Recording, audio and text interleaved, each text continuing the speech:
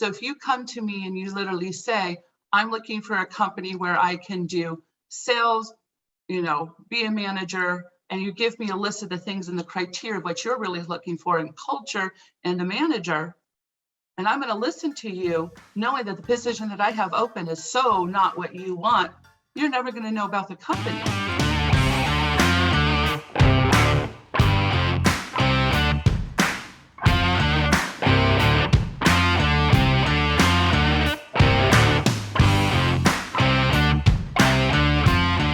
What's up, everyone? Welcome back to Campfire, Capitalism. I'm your host, Desmond Dixon, and today it's going to be an amazing show because once again, we don't have the queen here, Heather. It's just me and an amazing guest. She is a rock star in her profession, and let me introduce who she is. So she is a national professional recruiter, business and career consultant with over a 95% success placement rate. Underline that because that's huge in this industry.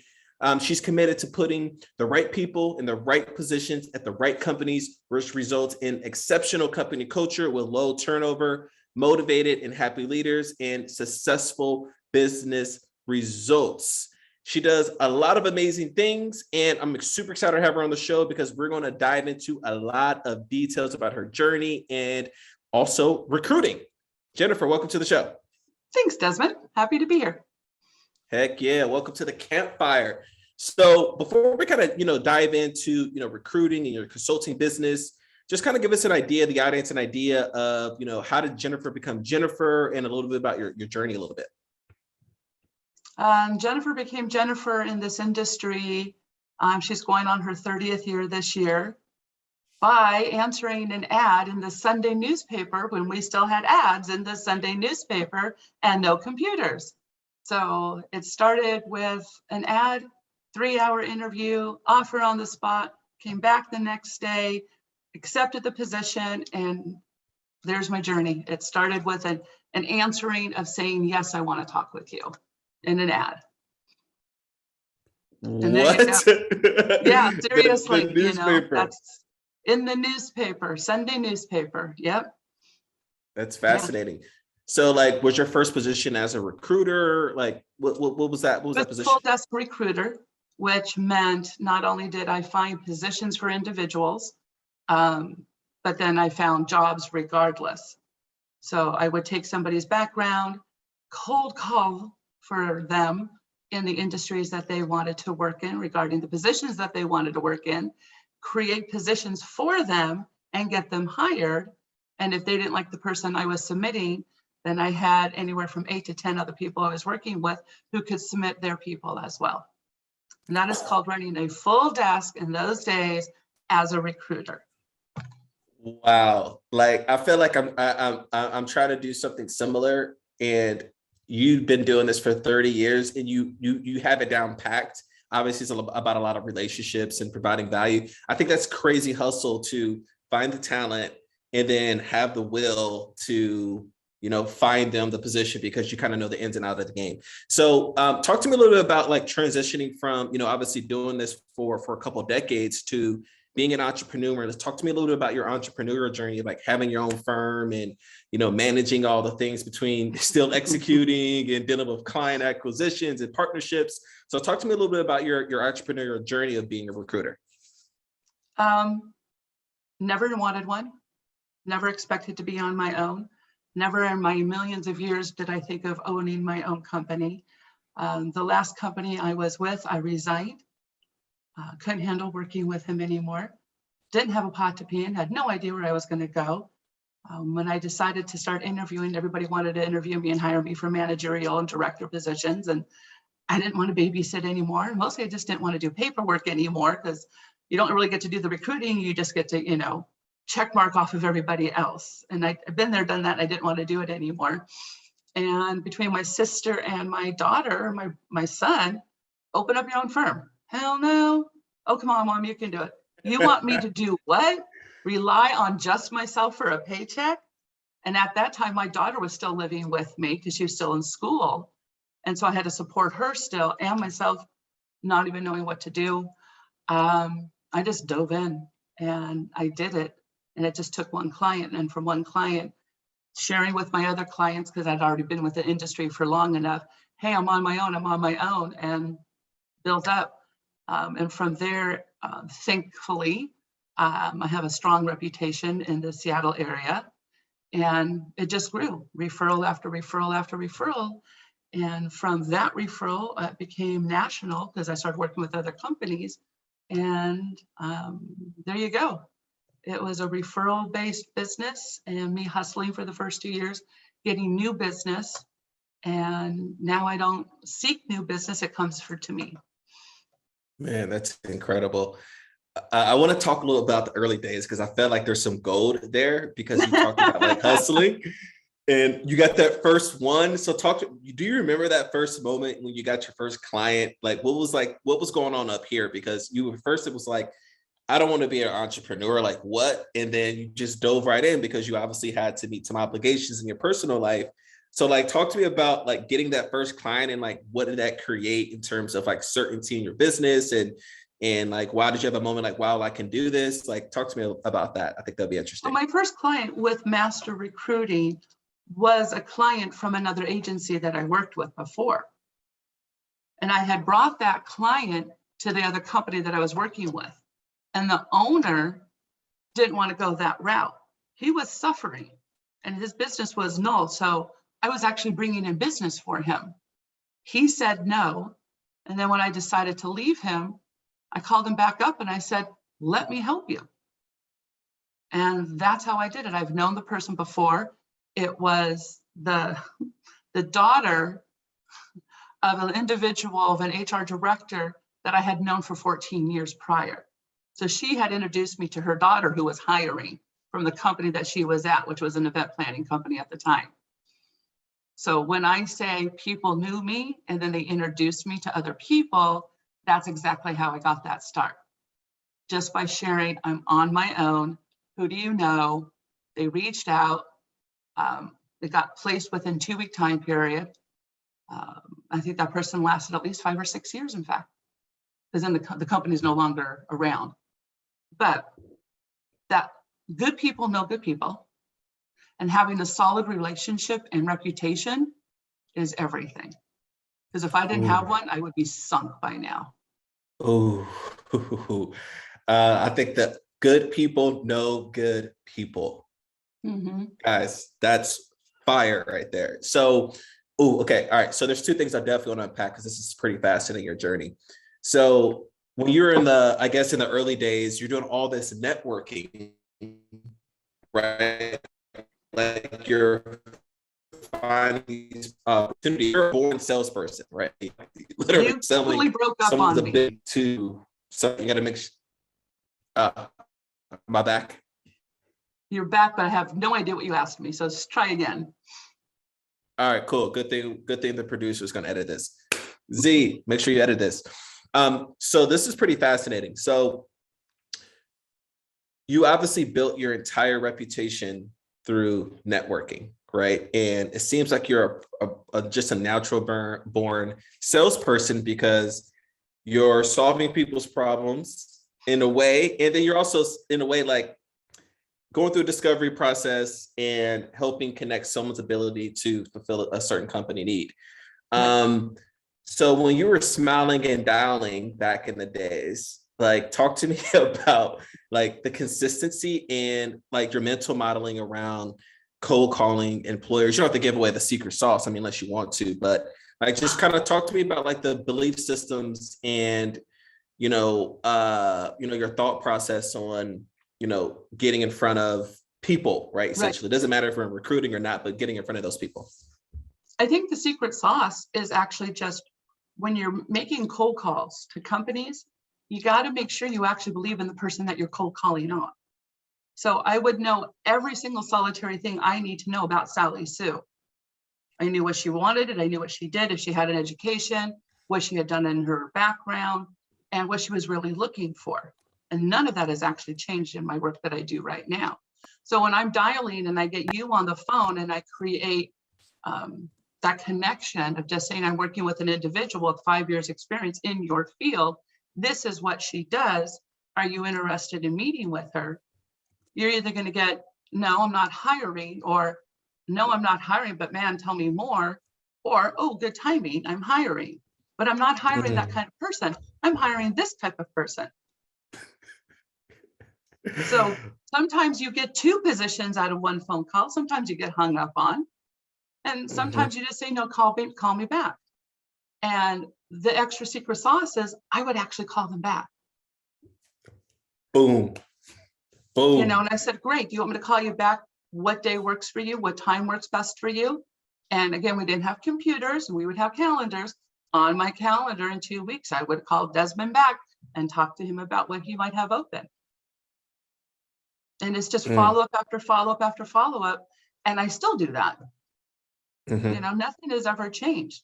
And that's part of my success in my business now. What hasn't changed is I know everything and anything about my applicants before they even know about the company, before they even see a job description. And that's how I know if it's going to be a good fit or not, because I know what they want. Ooh, which is just a perfect segue into what I want to ask you about next, which I am really impressed with the 95% successful placement, especially being being a manager and hire of people. Like, turnover is real. And hiring the wrong people can definitely set you back in the business, because you spend a lot of resources and time training this person, and then you have to replace that person. It's almost like sunk cost at that time, and loss of opportunity cost. So talk to me about how did you get a 95% success rate, right? I think you said something to me like offline when we first met about how you care so much about the people that you place, and you work for them. So talk to me about like what drives this 95% successful placement rate. The applicants. It's, again, when they come to me for a position, I mean, I'll post a position or something like that, and just enough to get their excitement. Okay, yes, I want to talk with her. Or I'll reach out and actually do the headhunting myself. Okay. But then I tell them, I'm not going to share anything with you regarding the company and the position until I get to know you. My job is to represent the applicant, and that's the quote unquote reverse recruiting that I do. And that's what people don't understand. My employers understand that I represent the applicant only, not them. And that's how I know that if this is what they want. So if you come to me and you literally say, I'm looking for a company where I can do sales, you know, be a manager, and you give me a list of the things and the criteria of what you're really looking for in culture and the manager, and I'm going to listen to you knowing that the position that I have open is so not what you want, you're never going to know about the company. But if you start answering my questions about what you're looking for in the culture fit and the growth opportunity, and I'm like, oh, you just wrote the job description for what my client wants. And then I introduce the two of them. But it also starts with my client as well. Because if my client only has a little bit of understanding of what they really know and what they want, I tell them they have to come back to me until they can answer all of my questions. Because I get asked really bizarre questions when I interview. Like, well, what about this? And I'm like, I don't know, couldn't tell you. And that just looks bad on me. So I have to have all of the answers. So when somebody asks me a question, regardless, I have to have those answers. And if somebody is looking for a hybrid role and my client is only looking for 100%, you know, in the office, it's not a good fit. It never will be a good fit. So it's understanding both parties and being an advocate for the applicant so they're happy. I'm not the one doing the job, they are. And that's what a lot of other recruiters don't understand. You throw people after people after people, see what sticks. You don't care about the applicant. I care about the applicant because they're the ones who are going to make my client happy. And then in return, my client has to be just as good to that applicant, or else I'm not going to represent them again. And they know that. So it's a vicious cycle. And if once you know everything, then that's how you get that 95%. And technically last year was actually 98 because the person really didn't fall off, but it was a 10 days after the guarantee. And I still honor the guarantee. So that's how I do it. I listen with intent and I don't throw spaghetti to the wall. Not a time. I love this. It's I'm seeing a huge pattern here of like how all these dots are connecting in terms of the results that you're seeing and how you've been in the game so long. And word of mouth, when you're moving around word of mouth, that means you're crushing it and you're providing so much value that people want to share it with other people, right? Because you're giving other people social capital, because now they can provide value to people in their immediate circle by providing them a good reference or a good referral. And what's centered in that good referral, in that good reference, is you take care of your client, you put everyone's interest first, and you don't cut corners, right? And you're obviously willing to pick up a phone and find the right positions for people, right? So it's pretty fascinating. So you're doing this recruiting, right? And I know you also do a couple of other little things, right? Like, I shouldn't say little, but you're doing, I think as you said, career consulting, and you're doing some coaching as well, right? Is that right? Well, coaching is very different than consulting. Mm-hmm. But I think life coaching and career coaching come into play when I am consulting. To make it easier, a coach, I mean, make it a sports coach, that's the analogy. A coach is with you every single day, okay? They watch you, they follow up with you, and they're behind you. And that's a great coach, at least in the sports side of things. I don't want to do that anymore. I want to only work with adults who don't need hand-holding constantly. Now, do I have a few clients that I work with every 2 weeks to once a month? Yes. But it's only a handful, because I want to rather work on the consulting side, which is tear you down, bring you back up, understand what you're looking for, and then have them move forward. I give them homework. And the biggest thing that they get out of is they learn how to write their own job description, which they're terrified of doing. But when you understand, if you can write your own job description, now you understand yourself. And then you understand what you're really looking for. And it's up to me to be on that journey with them. And I'm on that journey with them. And then I get those phone calls. Okay, it took me a month. It took me 2 months. It only took me a couple of weeks, because they understand what they're really looking for. When you coach, it's an ongoing thing. And I can be there. I mean, I've got people that I've been working with for 30 years, and they get in touch with me. Or like, hey, it's time for me to find another position. Who do you have? What do you do? But that's not really coaching. That's just people getting back in touch with me. And I do have a couple of clients who are struggling with interviews, and we go through the process on a continuous basis. So, but consulting it's not a one and done, but it's not an everyday occurrence. Mm-hmm. And my goal is to get as many people employed as possible, because it's just better for the economy. Absolutely. We're capitalists here. We want full employment. Mm-hmm. So I have a really interesting question for you. So what are some common mistakes that you see like in the hiring process? Like, what are some common mistakes you see from employers, right? In the marketplace? Employers forget to share that they're hiring with other people. Employers ask different questions to every applicant instead of the same questions. So there's favoritism. You need to ask the same question to everybody, and then different questions based on their background. And a lot of employers don't know how to do that. A lot of employers are still struggling with, I want them in the office. How do I get them back? How do I do hybrid? And so they're still going through this whole process because of COVID right now. And then the biggest problem I see is that they say they want to hire a receptionist, and you give them a receptionist, and then all of a sudden they change their mind. Oh, but I want this person to do this, that, and the other. And so they're not 100% secure in the type of person that they're looking for, which is why when I work with a new client, if they can't answer my questions, then I can't help them. And if employers are doing this on their own without understanding the 3 words I live off of for both consulting and employers, you don't understand the purpose of why you're hiring, you don't know why you're hiring, and if you don't know the value of why you're hiring, why in the hell are you hiring? And if the people in your company or surrounding area, or even the whole company doesn't know that you're hiring, something's wrong with that. Because once again, let's go back to good people know good people. Sam over here knows a great receptionist, happens to be his cousin. Sam would have loved to introduce his cousin to the company, but Sam didn't know that they were hiring. And that's an offset that employers make in that mistake a lot of times. And a lot of times employers don't understand today's world of what applicants are really looking for.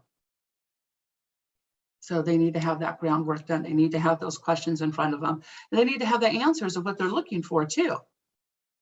Because somebody could give you an answer like, oh, I didn't even think about that. That's great. They hire that person and they realize, wow, I love that answer, but so not a good culture fit for my company. And now you have a bad hire. So bad hires are based on bad interviewing. That's a hot take. It's a hard thing to express, especially to employers who've been hiring for years and years and years, and they think they know it all, and they think they know how to interview. And you ask them a couple of questions, and they're like, well, I don't know. Why do I need to know that? Because applicants want to know that. Applicants want to know what they're walking into. Even in the remote world, they still want to know the culture. They still want to know expectations. They still want to know that they can go to you anytime they want and that you're going to be available.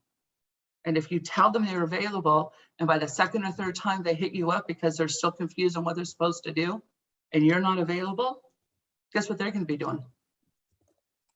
Looking for another position right away. Yeah, that landed. What you just said was like first principles 101. It's like, okay, why are people leaving the company, or why we have high turnover? Then if you break it down, like, well, what was your onboarding process like, right? And then what was the hiring process, right? I know on my end, on the sales side, usually it's the onboarding process, which obviously probably leads to the hiring process a little bit too, like you just said. I didn't think about that, but when onboarding a new person and they're not clear on a lot of things, and there's just like this mismatch, right, in terms of expectations and certainty, especially in sales. Like, certainty is everything. If you're not certain, it doesn't matter how talented you are, you're going to feel it in your voice and your tone and your pace and your energy, that you're just not certain about what you're selling. If you're not certain about what you're selling, then that customer or their prospect's going to feel that nervous energy, and you're going to project that onto them. So and sales is a whole different ball game, to be honest with you. And onboarding, I've written a couple of articles on onboarding, in fact, and making sure it's done the right way. And for sales, it has to start at least 1 or 2 weeks before the person even starts. Because when you're doing sales, it's a matter of, do you have a person to go to? Do you truly understand the product? Do you understand who you're going to be speaking with? Do you know what you're going to be speaking on? How is the training? What do you get out of the training? Can you do some, role playing so you understand what's going on? Are you allowed, and some companies don't allow this, and this is why I always ask this question to employers, do you allow the new person to say, I'm new here, I'm still learning, can you walk me through what your needs are? And if you can't be free to ask that question at any time, because that employer frowns upon it, that is the wrong employer. That is the wrong company, especially in sales. So yeah, because honesty and don't get me started in hiring salespeople, because I do it all the time, and people think that I don't. Even though I don't use this word in my vocabulary because I don't believe in this word, but people put me as a subject matter expert in sales, but then they'll put me as a subject matter expert in logistics or HR or accounting. I don't use that word because how boring would it be to be an expert in anything? That would just be horrible. But you can imagine, in 30 years, I've hired almost everything that helps run a company from entry level to the C-suite. So I'm good.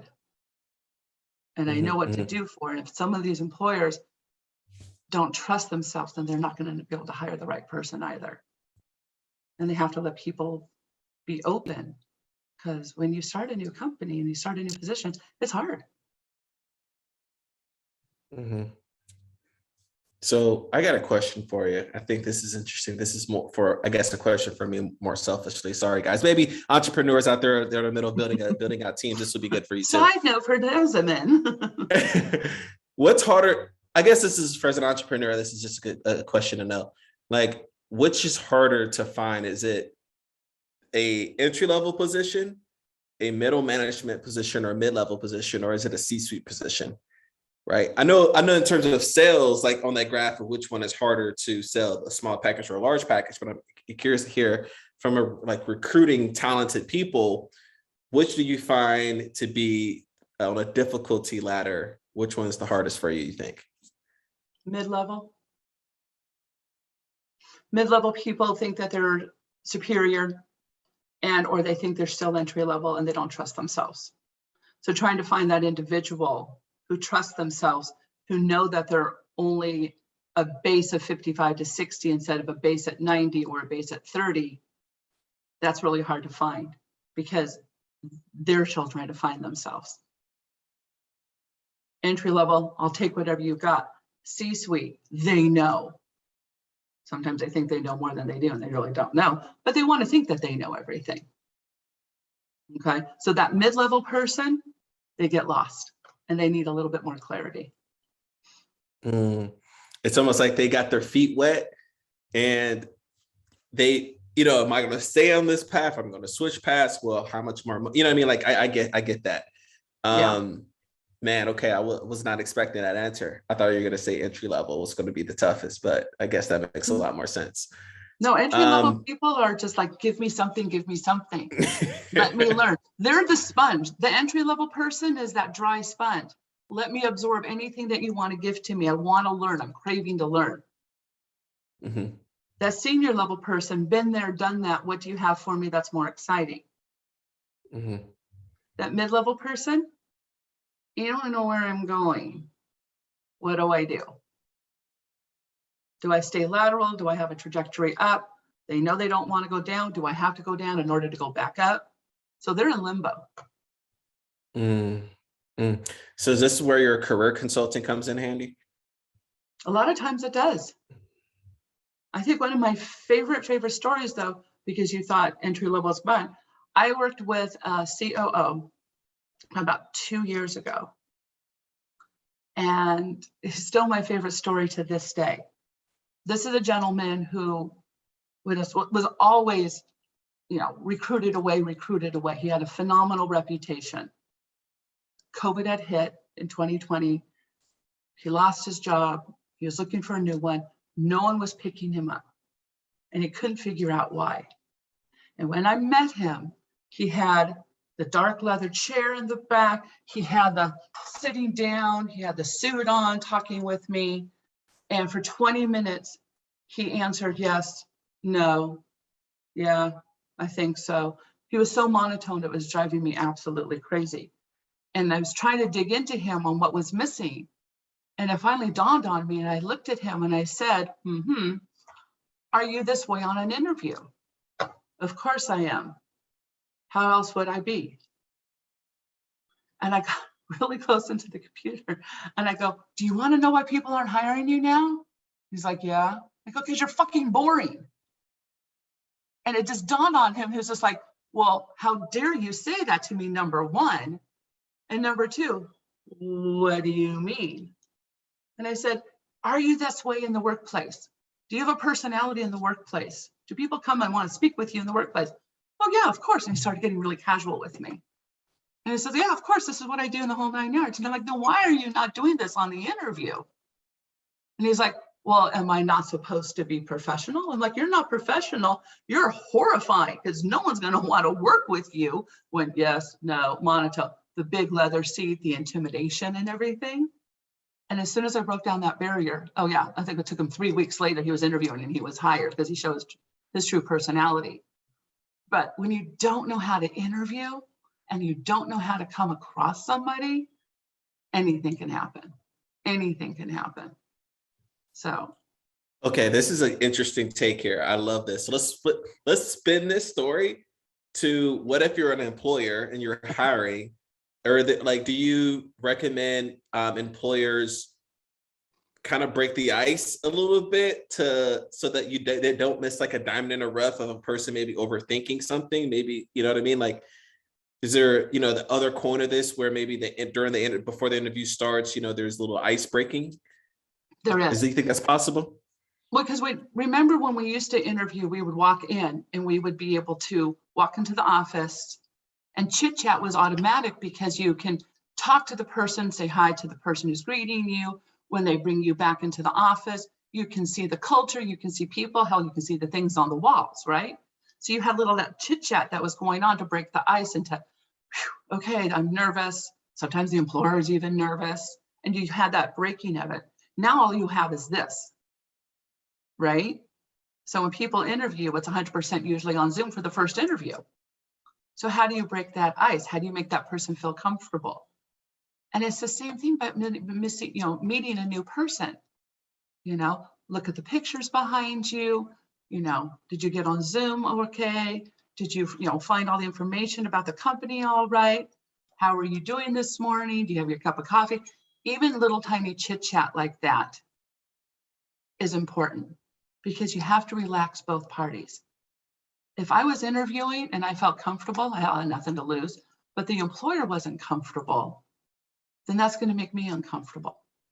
It's just like having that same person who's monotone when you interview. Tell me a time when you do this. And then you read these articles from some of these people who I would love to throw under the bus, but I won't. And they tell you, mirror the person that you're interviewing with. I'm like, what the hell? Why in the hell would you ever want to do that? So you're trying to tell me you want me to mirror just like this, say yes, no, monotone, because someone's going to hire me that way.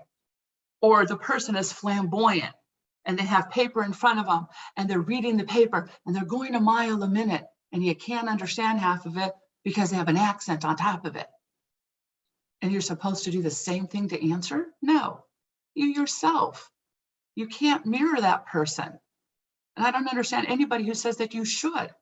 How are they supposed to get to know who you are if you do that? So the idle chit chat and that breaking the ice, I mean, my elephant breaks the ice no matter who I'm speaking with, including employers, okay? Because it's something that they can look at and they'll say, oh, you must like elephants. And I said, yeah, you should see my house. I got elephants all over the place. And sometimes you get a story out of it. And then you go into the interview. And interviewing right now, when it's over Zoom, you got to find that one little commonality. Mm-hmm. To break the I ice. love it. I love it. Most people's normal icebreaker, which drives me freaking bananas. The weather drives me absolutely insane. Oh, where you? Oh, so I see that you're from this place. Okay. Oh yeah, the weather must be blase, whatever. I'm like, the weather people. You do have a point. Yeah, because I I'm get in triggered. Seattle. Yeah. I live in Seattle. People are like, oh, it must rain all the time there. And I look outside. I'm like, no, right now it's not raining. It's good. It's like, ask me something a little bit more in more depth, right? Like my day, what kind of coffee I'm drinking, or what I mean? Just a little bit. I think it's just so generic, right? It's one of those things where, when someone sneezes and someone says bless you, right? Like the whole thing around bless you around your sneezing is its own story. We don't even know why we say it, right? Like we think we say it because someone's heart stopped, but it's proven that people's hearts Because don't your parents stop, right? brought you up to say it. Yeah. Same thing also with the weather thing, right? Like they hear other people say it and it's like a custom, right? Like, oh, the weather, right? It just drives me bananas. Sorry, that was just a little side rant there. No, but... I get, my icebreaker is, now where are you from? Your resume says Vermont, but you have an 818 area code, which is California. So where are you from? Where am I speaking to you at? So, I mean, look, I don't even know where you're calling from and you're out of the country for crying out loud right now. So, I mean, come on. I think that's money. That means you've done your homework. It's a little bit more personal, right? It's different. It's someone thinking. So this is awesome. Man, this is fascinating. Okay, before we wrap up to like providing some quick actions that the audience can do, I just got one last question of just curiosity, feed my curiosity here.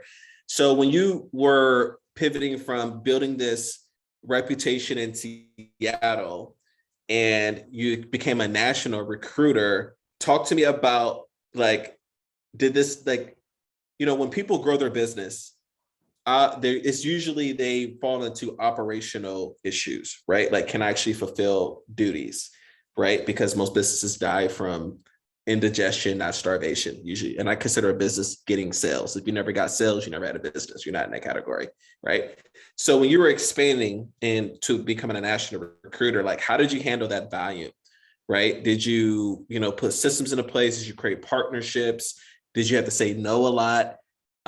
Did you get more like specific? Did you raise your rates? Like, talk to me about like how you were able to, you know, keep the business operating smoothly as you expanded. I'm pretty curious to hear your take on this. You're not going to like the answer. It's okay. I didn't change a damn thing, Desmond. It's the same thing. It doesn't matter where someone is located. You're doing the same process. The only difference is probably culture and the location of where they're located at. You know, if I'm working in New York and the position is in Manhattan, that I need to know because I don't want to talk to somebody who's in Jersey or Brooklyn. Okay, so the biggest difference that I ever had to deal with is tell me the surrounding cities that I should be recruiting in. And that's the only difference. A job is a job is a job. And when I have all the answers from the employer, I know what to look for the applicant. Nothing changed. It really didn't. Because my operation is slow. I have computers and monitors. I have a phone. I have my calendar. What else do I need? I don't need anything else. I need to know what the hell I'm doing. And I need to ask important questions. And I need to have follow-up and clarity. And once you have that, it doesn't matter. The only thing I haven't done, I've had people ask me to do international searches, and I won't because I don't understand that side of the business and I don't want to pretend that I do. And so I say no. And yes, I do say no. Somebody says, well, can you help me with this type of position? And I said, I can't, just because it's not in my wheelhouse and I don't want to do it. Don't want to do you wrong. But if it's a position that challenges me, that I haven't done before, but I know that I can, or I've done over and over and over, I don't care where it is. I really don't. You know, when I can feel somebody in Kentucky, Alabama, I just did Arizona. I've done New York, Chicago, and the normal, states and everything else like that. But the first time I had to do a Kentucky one, I'm like, I did Kentucky of all places, and it's the same thing. It's just different people, and in the South, I'm called ma'am. And every time they call me ma'am, and I'm like, somebody calls me ma'am one more time, I'm going to hurt them. But that's how they all, that's what they know. Yes, ma'am, no, ma'am. It's like when I work with the military, it's the same thing. So I didn't change anything. Sorry to disappoint you. I didn't have to. Yo, I'm not disappointed. I was just curious, right? Like, I'm just curious, being a curious George here. All right. So what's next for you, right? You've been doing this for 30 years. You're obviously crushing it. Like, are you planning on growing more, expanding? Like, what's next? I think my only thing that I look for, because I am actually on the tail end of my career. So my goal is to work for maybe 6 to 7 more years before I slowly retire. And that's my goal. And as I do that, I probably will not do as much recruiting and stay with the consulting side of the business, as well as do a lot more volunteering of what I want. But my goal is always to have a minimum of 4 to 5 new clients per year. So, and I've already hit 3 and we're at the end of May. So, and these new clients were all from referrals of other clients that I had worked with before. Hey, I'm looking to hire. And the one was in Arizona, one was local. And I said, who did you use? And they said, well, we used Jennifer. Call Jennifer. There you go. I had a company that out in Seattle, everybody knows. And the VP of HR literally reached out to me and I said, well, how did you get my name? Because we were in a conversation once and I asked, who do people use? And this other person mentioned your name, who I had never even known. And so I took your name, I looked you up and I called you. And I said, well, how many other people are you using? He was like, well, they told me not to use anybody but you. So I got exclusivity. And that's, what goes around comes around. Yeah, right? There's lessons in this. There's lessons in all of this. There's a whole thing. I mean, there's things that I write, my blogs on my website are all from my heart and from experiences. Sometimes I'll read something on LinkedIn and people will aggravate me, so I'll write about it. I'm like, I know you might have read this, but think about it this way sometimes. So. You know what's so funny? I want to just tell the audience about is we met each other from a referral. Mm-hmm. Someone, a mutual person is like, yo, you two should talk, right? And like that's how we met. So I believe in the magic of providing value and connections and networking so much more about giving than it is about receiving and over delivering. So man, I love it. So full disclosure, guys, I might be paying Jennifer for a couple sessions because I think she's an amazing woman and I want to learn more from her before she, hangs it up. So I guess how can people find you, right? So if they, if they're interested in your services or consuming some more of your content or learning a little bit more about recruiting, what's kind of the best way for people to learn more about you or to contact you? The best thing is on social media. I've got my website, which is mastorrecruiting.com. Just make sure you spell master the right way, M-A-S-T-O-R instead of E-R. I'm the only one that comes up as an O-R, so you're fine. And then I'm all over LinkedIn too. And that's the beauty of having the misspelling of my last name of O-R instead of E-R. But I think I also gave you all of my my information, so if you want to put it out there, you've got my, you have my LinkedIn address and my website information.